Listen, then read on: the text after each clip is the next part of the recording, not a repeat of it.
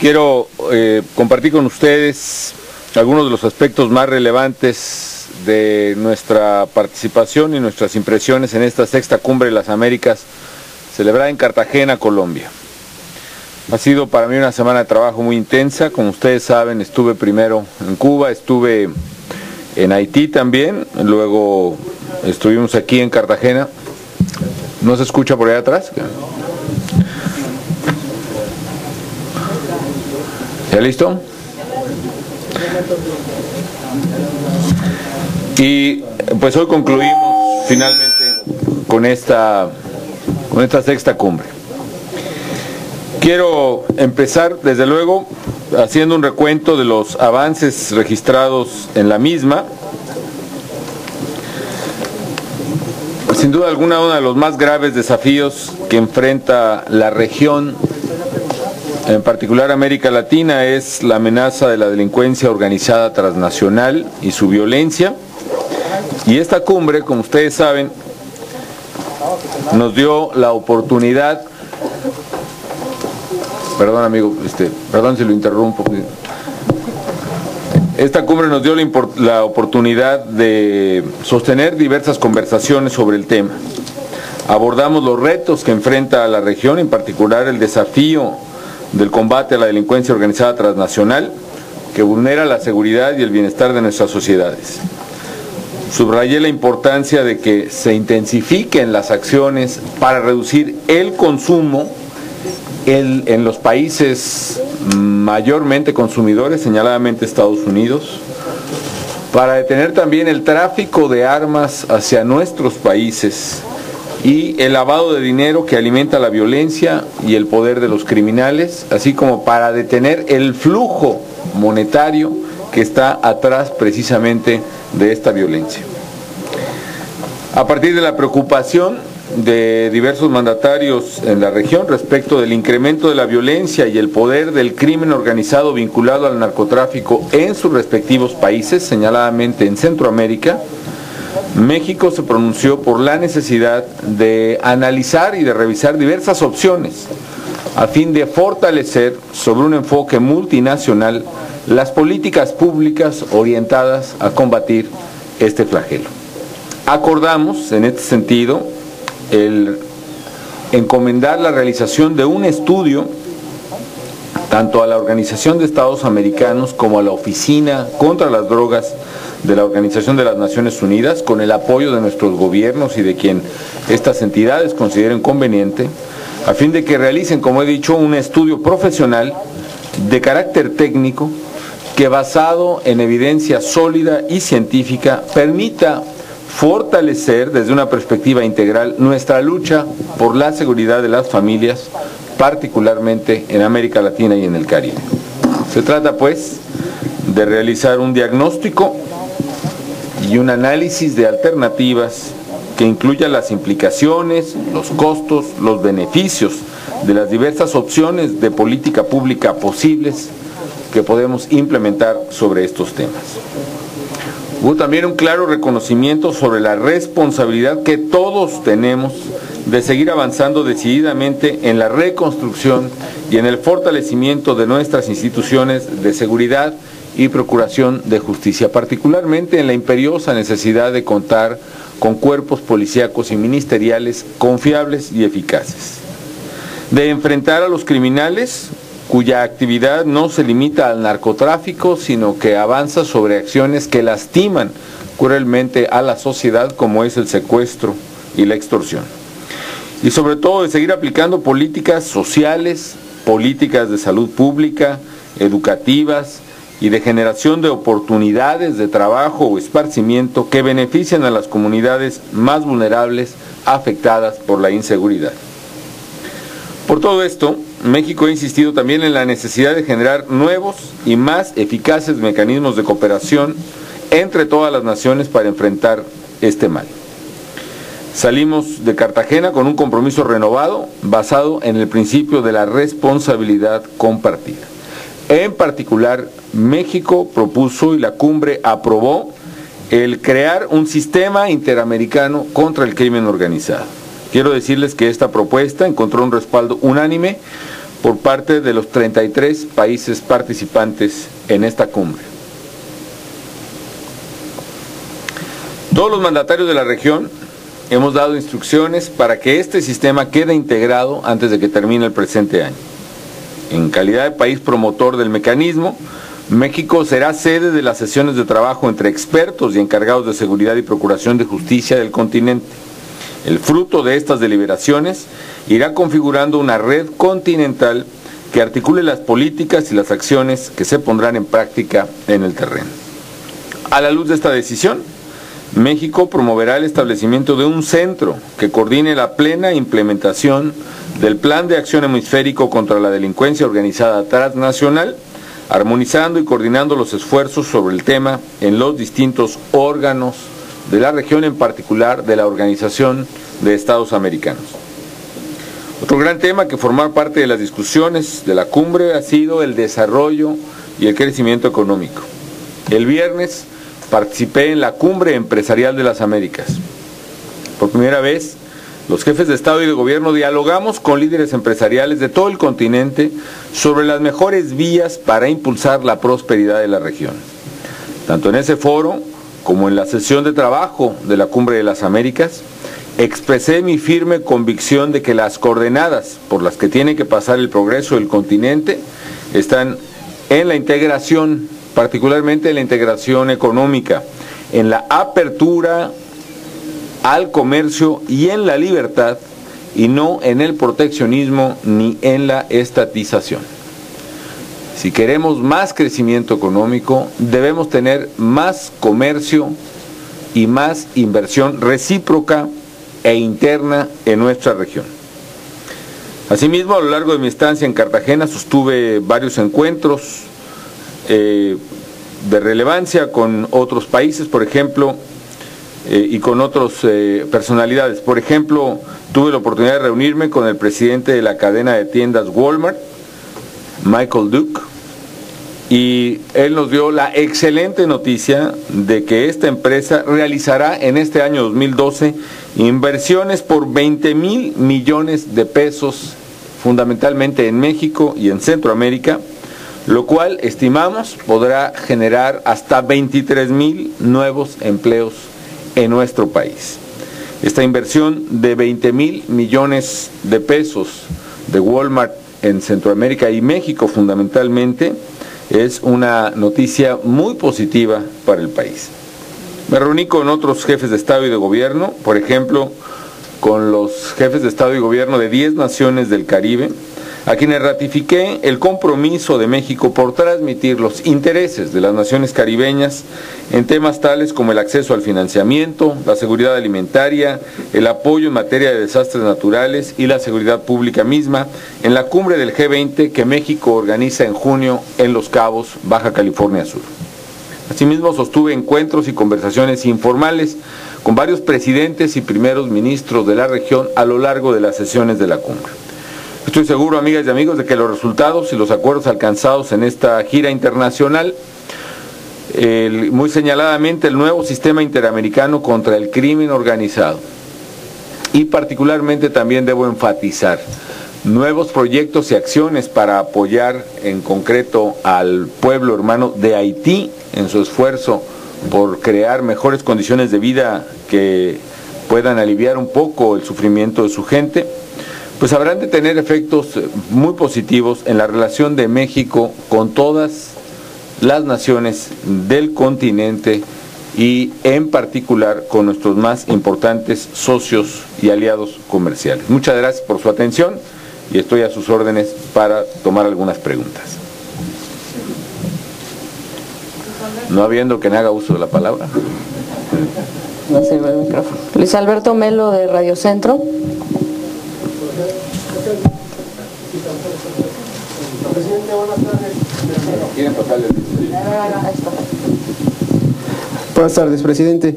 Pues quisiéramos saber cuál es la postura del gobierno mexicano en estas discusiones que se estuvieron dando en la cumbre sobre Cuba, la petición de varios países de que no haya una nueva cumbre sin la presencia de Cuba. ¿Cuál es la postura de México que se estuvo esperando en estos trabajos? y también saber si en esta postura México está de alguna manera condicionando también algunas características que deba cubrir Cuba para estar en este tipo de encuentros, y también sobre este anuncio que se hace de solicitar a la Organización de Estados Americanos para hacer un estudio sobre el narcotráfico, de fortalecer la lucha. México, Colombia y otras naciones están reconociendo de alguna manera implícitamente que sus estrategias han fallado. Bueno, primero, México ha tenido siempre una política de diálogo e inclusión con todas las naciones, sin excepción. E independientemente de que la integración de la Cumbre de las Américas obedece mucho al propio esquema que, por ejemplo, tiene el estatuto y la normatividad de la Organización de Estados Americanos, hay que recordar que México fue, si mal no recuerdo, el único país que se opuso a la exclusión de Cuba en la Organización de Estados Americanos en su momento. Es una postura, además, que México ha ratificado permanentemente. De ahí que, por supuesto, que nosotros sostenemos una política de inclusión de todos los países de América Latina y el Caribe, insisto, sin excepciones, ni de Cuba ni de ninguna otra.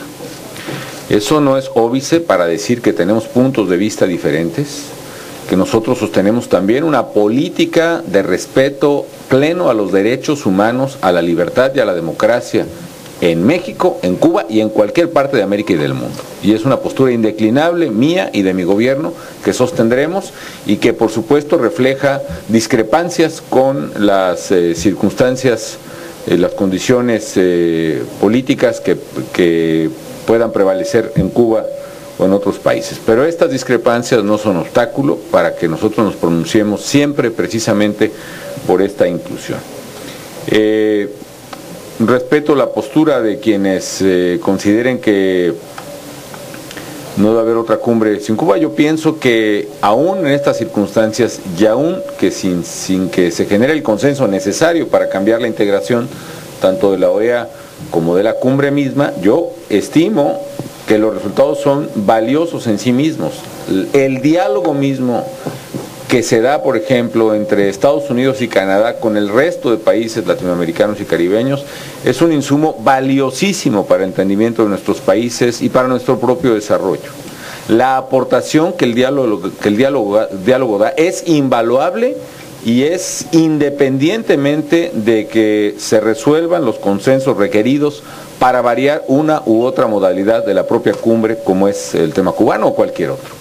Es decir, el diálogo vale en sí mismo. Déjenme decirles además que yo creo que es la primera vez, por lo menos que en lo que en mi experiencia respecta, que un presidente de los Estados Unidos permanece prácticamente todo el tiempo de la cumbre sentado escuchando todos los planteamientos de todos los países, así sean los planteamientos más disímbolos o los más cuestionables o los incompatibles, como le quieran llamar. A mí me parece que es un gesto muy valioso del presidente Obama que hay que poner en consideración, y que esta posibilidad de diálogo es una oportunidad única para muchos pueblos que no debiera desaparecer ni debiera menospreciarse.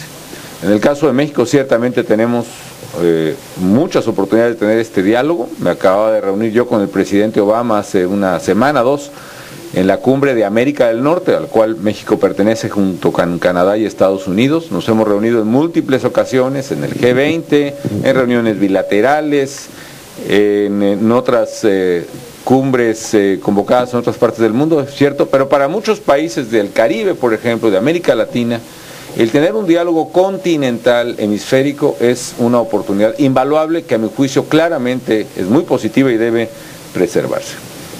Por otra parte, de ninguna manera esto implica que se haya señalado un fracaso o falla de nuestra estrategia, al contrario, implica precisamente la oportunidad de fortalecerla, de enriquecerla y de comprometer a otros países.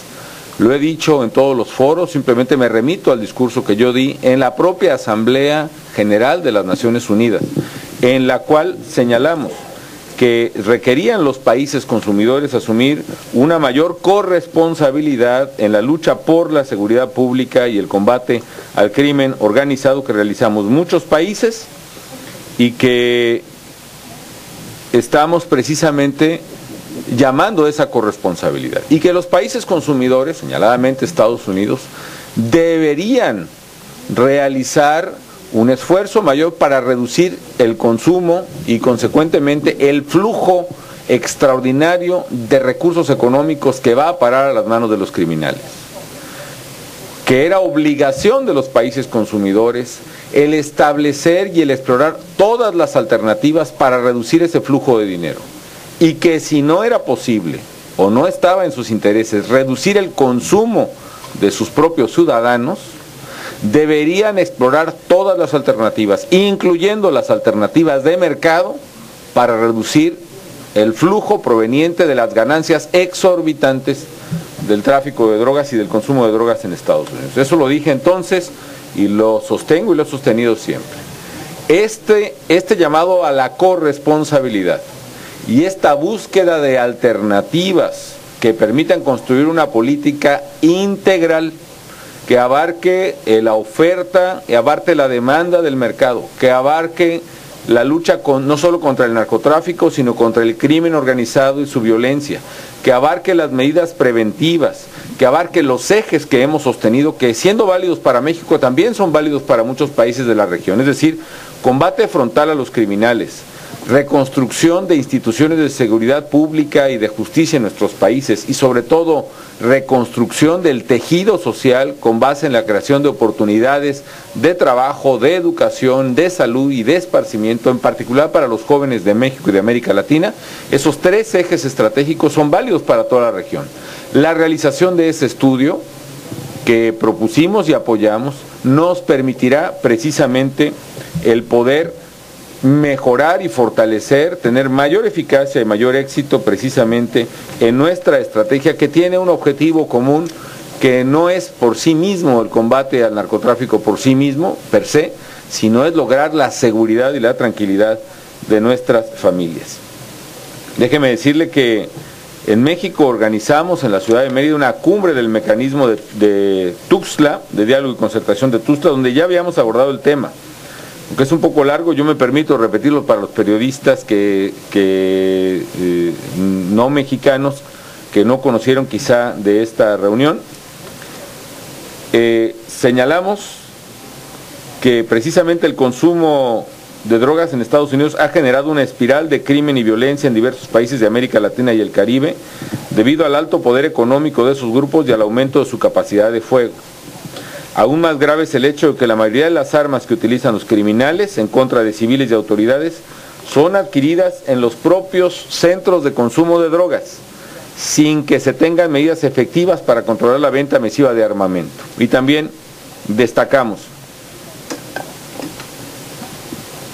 también señalaron que en algunos casos los criminales no limitan su actividad al tráfico y distribución de drogas, sino que diversifican su actividad y actúan como organizaciones criminales que secuestran, extorsionan y en general buscan apoderarse de las rentas de una comunidad a través de la violencia o la amenaza a los ciudadanos. Y dijimos en un punto sexto, y es al que me quiero referir específicamente, en virtud de lo anterior, y ante la evidencia del incremento sostenido en el consumo de drogas, los mandatarios expresaron su convicción de que es indispensable que los Estados Unidos de América y demás países consumidores adopten medidas más drásticas y eficaces para rastrear y cortar el flujo de dinero producto de actividades ilícitas hacia las organizaciones criminales. Señalaron que lo deseable sería una sensible reducción en la demanda de drogas ilegales. Sin embargo, si ello no es posible, como lo demuestra la experiencia reciente, las autoridades de los países consumidores deben entonces explorar todas las alternativas posibles, insisto, todas las alternativas posibles para eliminar las ganancias exorbitantes de los criminales, incluyendo opciones regulatorias o de mercado orientadas a ese propósito. Con ello se evitaría que el trasiego de esas sustancias siga provocando altos niveles de crimen y violencia en las naciones latinoamericanas y caribeñas. Pueden consultar desde luego en la integralidad del documento, pero mi punto es que hemos enfatizado precisamente en la necesidad de explorar esas alternativas, particularmente por los países consumidores, que son los que generan los flujos de dinero exorbitante hacia el crimen organizado, precisamente para reducir esos flujos. El estudio que hemos encomendado es precisamente un estudio de análisis de alternativas, no para claudicar ni mucho menos, sino para fortalecer y hacer mucho más exitosa la lucha por la seguridad de nuestras familias y contra el crimen organizado. Ana Gómez Parra, de FE. Buenas tardes ya. Presidente, yo querría saber un poco más sobre ese sistema interamericano. Dice que habrá una comisión. ¿Por quién estaría formada? Básicamente nosotros, obviamente por todos los países de la región, por eso se llama interamericano, pero a final de cuentas va a estar integrada y creo que estará más activa por los países que más estamos sufriendo este flagelo del crimen organizado transnacional. Y porque nosotros queremos que funcione, nosotros vamos a tomar las primeras medidas para organizarla. Vamos a crear el centro, vamos a estar convocando a los países, vamos a organizar las reuniones, vamos a dar el seguimiento técnico, vamos a dar el soporte que sea necesario, porque nos interesa que funcione. Entonces implica que todos los países que la suscriben, los 33 que la suscriben y que participan en la cumbre, participen en este sistema, pero el seguimiento y particularmente la constitución del centro lo vamos a hacer los mexicanos por lo pronto. Y estoy seguro de que las reuniones que tengamos en lo futuro permitirán irle dando el diseño cada vez más específico y funcional, tal y como se vaya requiriendo. Guillermo Cardoso, de 1+1. Señor presidente, buenas tardes. Quisiera preguntarle algo que va relacionado con la pregunta anterior de mi compañero. Ha ido usted a Washington y ha hablado sobre la reducción de armas, el flujo de armas a nuestro país, ha hablado sobre el papel que debe hacer Estados Unidos para reducir el consumo de drogas. Sin embargo, hemos visto que todo se queda simplemente en bonitas propuestas, en bonitos intercambios de ideas, de comunicación entre usted y el presidente Obama. Yo quisiera preguntarle, ¿de veras, sinceramente, usted cree que haya la intención, el propósito, la decisión de Estados Unidos de reducir el consumo de drogas dentro de su país y de frenar el tráfico de armas hacia México? Y por otro lado, hay gente que habla ya de 60,000 muertos en esta lucha contra la criminalidad que viene librando el gobierno de México y todo México en general. ¿Eso no le genera a usted algún cargo de conciencia, como mucha gente lo señala?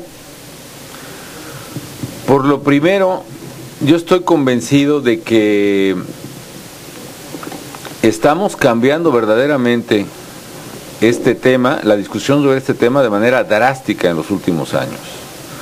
Probablemente para un observador poco cuidadoso no esté pasando nada, pero el hecho mismo de que esta cumbre haya tenido este debate y hayamos llegado a este acuerdo, marca una diferencia radical e impensable incluso hace algunos meses. Y no hubiéramos llegado a esto si no hubiéramos emprendido una exigencia permanente y clara de corresponsabilidad de los Estados Unidos en este tema. Y ahora precisamente no solo es México, sino es prácticamente toda la región en Centroamérica, desde luego el impulso muy decidido del presidente colombiano, y pues es un tema que está en la mesa y que eso genera resultados. Nuestra estrategia no es depender de lo que un día decida hacer o dejar de hacer Estados Unidos. Nosotros estamos exigiendo esa corresponsabilidad y, por cierto, hoy se da por sentado, es el principio de corresponsabilidad que México siempre exigió, hoy se da claramente sentado de que Estados Unidos y toda la región es corresponsable de este problema, no es un problema mexicano. En segundo lugar, yo creo que en la propia administración de Estados Unidos ha habido un esfuerzo por generar reducción del consumo, pero es claro que o no es suficiente o no es eficiente y se requiere hacer mucho más. Y ahora centrémonos no solo en reducir el consumo, sino el flujo de dinero. En el caso del flujo de armas, evidentemente hay muchos intereses que se oponen precisamente a una regulación de armas sobre este tema, y para vencer esos intereses tenemos que generar una fuerza de opinión pública y diplomática tal que permita precisamente poner este tema en la mesa. Y la insistencia de México acabará precisamente por ello, por generar primero una información suficiente en el mundo y en la región, y segundo una presión en la opinión pública que provoque cambios precisamente en las políticas públicas, en este caso de Estados Unidos. Por lo otro, también vale la pena observar lo que está ocurriendo en toda la región e insistir en el tema. La violencia no es causada por el gobierno. Es evidente que los grupos criminales, los grupos de crimen organizado, en una disputa por el territorio, no solo en México, vea usted lo que está ocurriendo en toda América Latina, o por lo menos entre los Andes y el mercado de consumo de Estados Unidos, en Guatemala, en Honduras, en Panamá, aquí en Colombia, en Venezuela, en el Caribe, en todos los países se ha registrado en la última década y media, un incremento notable y peligroso de la violencia y de los homicidios, a grado tal que esta región es la más violenta del mundo. Y si en México se considera que hay, con todo el problema que tenemos, 18 homicidios por cada 100,000 habitantes, que es una cifra alta, considérese esta problemática en la perspectiva de países como Honduras, por ejemplo, que están registrando 70 homicidios por cada 100,000, Guatemala, más de 50 homicidios por cada 100,000, Jamaica, más de 40, varios países del Caribe arriba de esas cifras, El Salvador mismo con una problemática muy importante, aquí mismo en Colombia, 34 homicidios por cada 100,000, casi el doble que México, Brasil, 23 homicidios por cada 100,000, más homicidios que en México, de manera tal que no es un problema, ya no digamos del gobierno, ni siquiera solo de México. Y son homicidios causados por la delincuencia. Es realmente absurdo, es, por decirlo de manera elegante, pues limitada la visión que considera que esas muertes derivan de la acción del gobierno. Esas muertes son homicidios generados, válgame la redundancia, por homicidas, por criminales despiadados que están fundamentalmente atacando a sus adversarios de otras organizaciones criminales o atacando a la sociedad, y por esa razón el cargo de conciencia sería no combatir a los criminales, porque el dejar avanzar a los criminales es donde está la causa de una buena parte de los problemas que estamos enfrentando.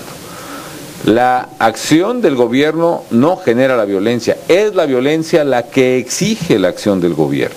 En los operativos que el gobierno mexicano ha implementado, no surge la violencia por los operativos que hacemos, porque hay violencia, las autoridades locales piden al gobierno federal que intervenga, interviene el gobierno federal e incluso se reduce la violencia.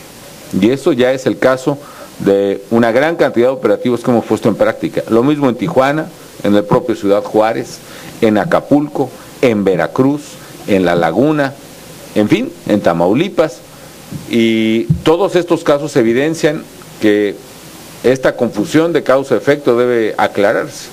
La violencia no es producto de la acción del gobierno. La acción del gobierno es una respuesta clara, enérgica, sí, pero precisamente una violencia preexistente. Y además, tan claro que hay, vean lo que está, ¿por qué surge este tema? No porque sea un problema de México, es un problema de toda la región. Y hay países que tienen políticas disímbolas, hay países que combaten a la delincuencia y otros que no la combaten, unos porque no pueden incluso, pero el problema de homicidios y violencia es de toda la región, y evidentemente eso refleja precisamente que la causa está mucho más allá de la acción del gobierno. Por último, Pedro Mendoza, de AP. Señor presidente, buenas tardes. Primero de todo, me llama mucho la atención que tanto usted como el presidente Santos comentaron la paciencia del presidente Obama para escuchar a los 32 mandatarios. Hijo, es que había que estar ahí para verlos. Para ver los discursos. Señor presidente, ¿qué evaluación le da usted a esta cumbre? ¿Fue un éxito o fue un fracaso frente a los temas como narcotráfico, Cuba y las Islas Malvinas? Mire, la verdad es que la cumbre estuvo muy bien organizada, salió impecable, francamente, si usted me pone una disyuntiva, porque yo no soy muy amigo de las disyuntivas, yo creo que la vida no es blanco y negro y se acabó, pero si me la pone así, si me obliga, digamos, a decirle éxito o fracaso, yo digo que éxito. ¿Por qué razón? Porque yo le doy un enorme valor al diálogo mismo. Las cumbres son encuentros, y de esos encuentros surge precisamente un valiosísimo intercambio de opiniones y puntos de vista que los presidentes, por lo menos en mi caso, valoramos enormemente. No tenemos otra oportunidad de contrastar nuestras ideas. Y estas cumbres nos permiten hacer eso. Que hay que mejorar muchos mecanismos, sí. Yo, por ejemplo, estoy impulsando la realización de cumbres virtuales. Para la COP16 hicimos varias reuniones a través de internet y teleconferencia. Y ahora para nuestros aliados de la Alianza del Pacífico, del Arco del Pacífico, Chile, Perú, Colombia y México, ya hicimos la que creo que es la primera cumbre virtual que se tenga registro. Hacemos una reunión de teleconferencia desde nuestras respectivas oficinas, desahogamos todos los temas comerciales que tenemos y eso francamente creo que debe ser, podrá ser útil para futuras. Pero yo creo que la cumbre en ese sentido fue un éxito. Y por cierto, aunque pueden ser los temas de más interés para ciertos sectores, no son tampoco los temas fundamentales de las cumbres. El tema de la cumbre fundamental es cómo asociarnos para desarrollarnos, cómo prosperar. Y una idea que a mí me gustó mucho del discurso de Alicia Bárcena el primer día, cómo enfrentar los retos del desarrollo y de la igualdad. Ella lo expresó en esta frase: se trata de crecer para igualar a las sociedades, pero también de igualar a las sociedades para crecer. Esos son los temas fundamentales. Otros temas son quizá de mucho interés para un determinado país. Qué duda cabe que el tema de las Malvinas es de muy clarísima prioridad para Argentina, pero bueno, finalmente son temas que se abordan, se discuten, pero los temas medulares, los que nos traen aquí, los que son materia de nuestras discusiones más a fondo y los que generan mayor bienestar para nuestros pueblos, están precisamente en la discusión del desarrollo. Y yo insisto, el desarrollo de América Latina está vinculado a la libertad, está vinculado al comercio. Mientras más comercio tengamos, tendremos más prosperidad para nuestros pueblos. Y mientras más bloqueemos el comercio entre nuestros países, más tardaremos en salir del subdesarrollo. Muchas gracias.